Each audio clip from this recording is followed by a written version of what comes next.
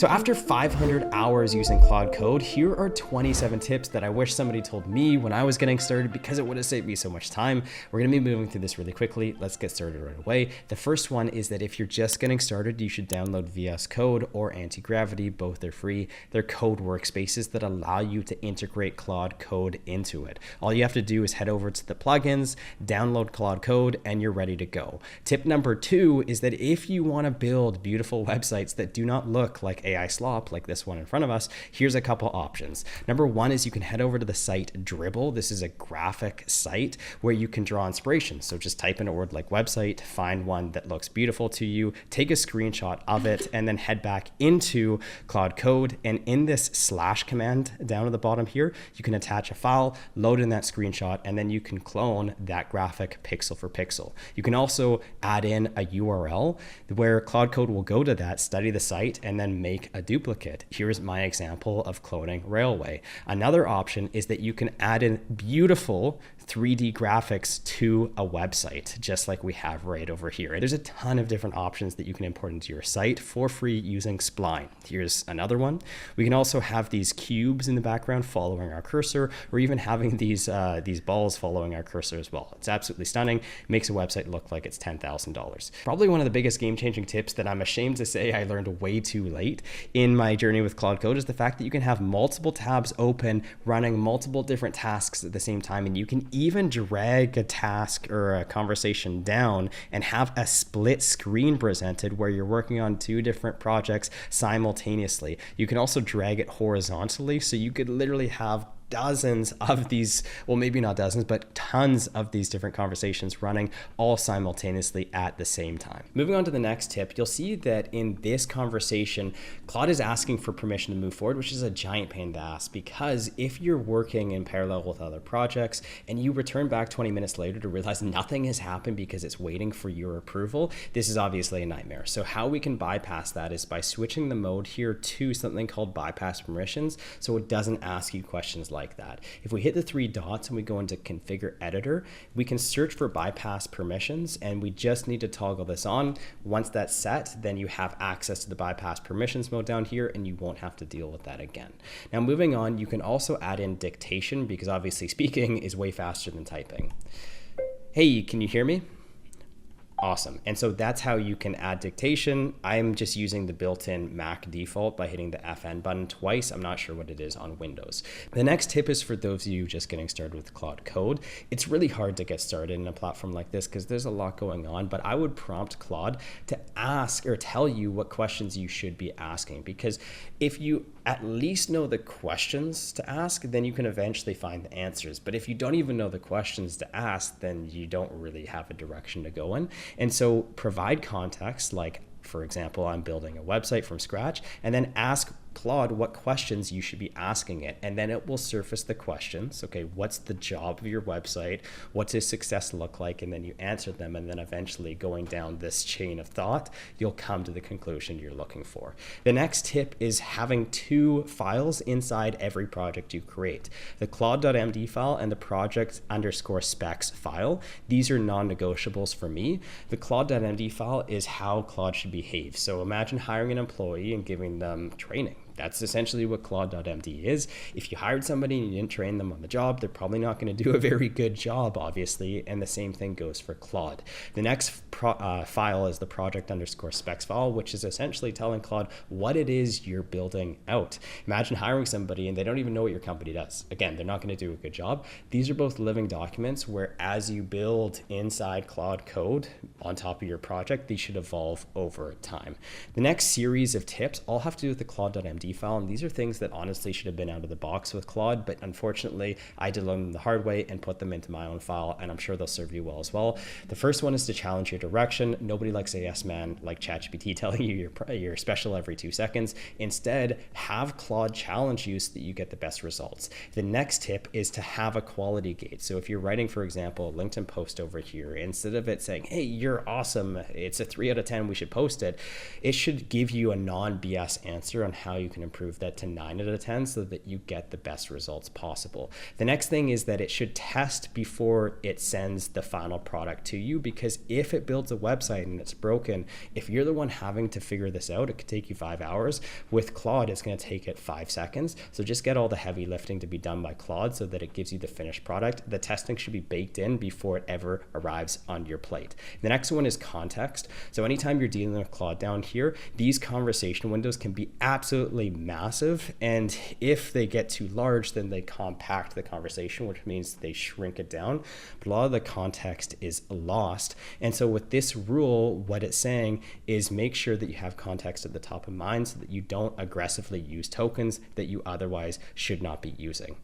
The last tip inside this Claude.md file is having an upgrade suggestion. So every time you're communicating back and forth with Claude Code, it should give you a suggestion on how you can improve, right? We all kind of to some degree have blinders on. We don't know what we don't know. And this is a great way to uncover things that we never would have thought to do otherwise. Another tip is using this Autoresearch package, which essentially has AI do the testing and the upgrading for you without you even having to be present. It just takes care of everything. The next tip is about having Claude reply back to us the right way. Oftentimes you can build very complicated projects and it can be very overwhelming if it doesn't structure the response properly. Here's how I do it. First of all, Claude tells me what it did, so I understand what the hell just happened. Number two is it tells me what it needs from me, because oftentimes it might do something on its end, but unless we do something on our end, we can't have the project be completed. Then it tells me why it matters and explains it like like I'm a 15-year-old. Then it tells me the next steps so that we can move forward. And then it tells me any errors that I've encountered and any context that I need in order to understand what's actually going on. If you guys want that free Claude.md file, it's going to be in the description down below for free. The next tip is that Claude has memory on you, and this is not a file in your project. This is actually like a secret file that Claude stores that persists across every single project you create, and you can add to it, you can update it, and you can delete from it. So in this example, I messaged Claude saying, can you please add my name in the space that I'm in? And it has gone ahead and created this memory file. And I can open it up, but you can see that it's not actually in my project file. If I were to create another project and ask it what my name was, it would be able to remember what I wrote over here. The next tip is the fact that you can have message queuing. So we can see here that we can actually send multiple messages at the same time, and it's going to work through those messages one by one. You don't actually have to wait for the previous message to be finished before you can send the next one. The next tip is you have access to multiple plugins by hitting /plugin, and you can download pre-built solutions like this front-end designed where you can create beautiful interfaces pretty much out of the box. We're going to go over the next couple skills simultaneously, which are workflows and reference files. In order to explain this, I want to take a step back and explain my 3-layered approach to most projects inside of Claude Code. So you need a Claude.md file, and this just determines how your project behaves, what to do and what not to do. And every single time you send off a message, by default, Claude is always going to read that file first. The next layer is workflows, and these are tasks that you're doing manually that you can automate. For example, creating LinkedIn posts, or replying to incoming emails, or creating a proposal for a client and sending it off. The distinction between workflows and the Claude.md file is that this is called on demand, okay? The Claude.md file is always triggered every time you send a message, but with skills, you have to actually trigger it by calling it down here, okay? And so I've set up a custom skill for replying to emails. I've pasted in an email, and then automatically it's generated a response for me down here.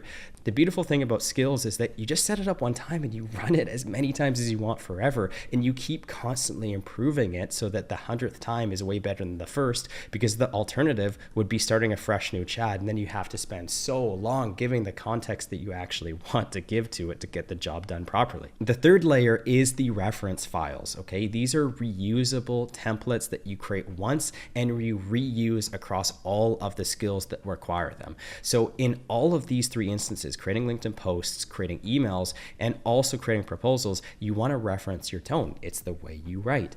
And so instead of having these baked in at the skill level 3 times, you have one source of truth where all the skills reference it, so that when you make a change to one reference file, it's updated in all 3 workflows. The next tip is using subagents inside Claude Code. So let's say that you're building out a 5-page website. It's a lot of stuff going on at the same time. Traditionally, you would have to do this in a sequential order where you send a prompt, you build out the first page, then the second page, then the third page. But with parallel subagents, you can send that prompt and it's going to delegate a responsibility to subagents. One is going to be the home page, next is going to be the about page, the next is going to be a contact page. And this will lead to faster responses that are better because the context is separated. You have one agent that specializes in one thing. The next tip over here is the fact that when you're using Claude Code, okay, and let's say you send over a prompt over here, anytime that things are not going well or it's going off the rails or it's hallucinating or doing something wrong, you can always hit the escape button